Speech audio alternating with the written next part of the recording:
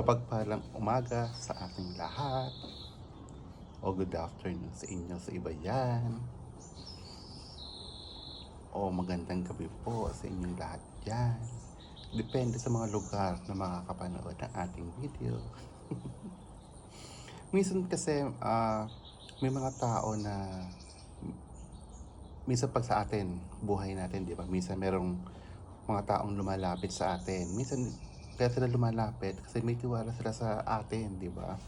Kasi minsan may mga tao talaga na ikaw yung lapitin para makahinga sila sa kanilang nararanasan mga problema o mga sitwasyon sa buhay. Ibig sabihin yan, dapat ginagawa natin, nakikinig tayo para mas lalong guminhawa ang kanilang pakiramdam. Mas maganda na tayo yung nakakarinig ng kanilang mga sitwasyon, tapos nagbibigay tayo ng maayos na payo.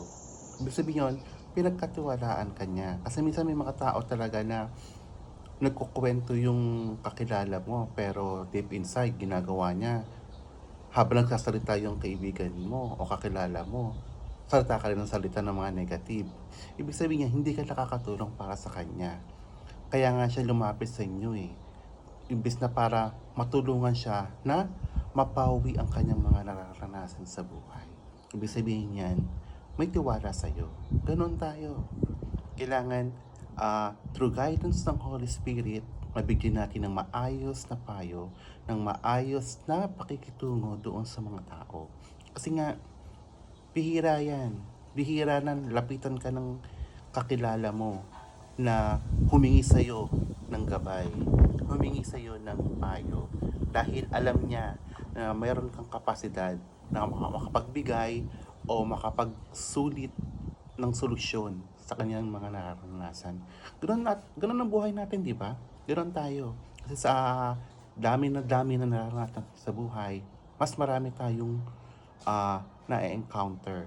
Mas maraming mga tao na pinapadala sa atin para patuloy na makapagbigay sa atin ng gabay, makapagbigay sa atin ng tamang direksyon para patuloy na maisakatuparan kung ano yung misyon na ating nararanasan. Ganoon tayo. Kaya dapat tuloy-tuloy lang. Tuloy-tuloy na lang hanapin ang inyong sarili para patuloy na maisakatuparan kung ano yung misyon na ipinagkaloob para sa iyo. Kasi bihira ang taong lumalapit para humingi ng gabay sa inyo. Ganoon dapat tayo. Matuto tayong makinig. Matuto tayong makapagbigay ng maayos para sa ating mga kakilala. Muli, sa video ito, nawa ay nakatulong tayo kahit papano. Please follow, like, and share. Maraming salamat po sa inyong lahat.